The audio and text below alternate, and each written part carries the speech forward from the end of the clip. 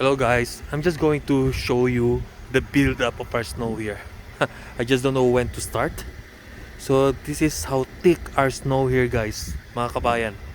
Kaya ito kakapal ang snow natin. So nag-snow kagabi. Actually yesterday the whole day hanggang ngayon. So ang kapal po ng snow, ang kotse natin na cover ng snow.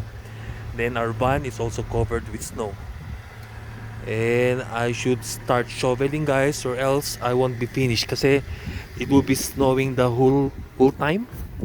So hanggang papunta po dun sa entrance ng bahay natin, punong-puno po ng snow guys. Wish me luck.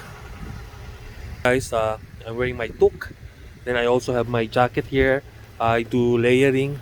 Then I got my gloves and I got my boots here. So I'll better start shoveling guys. See you later.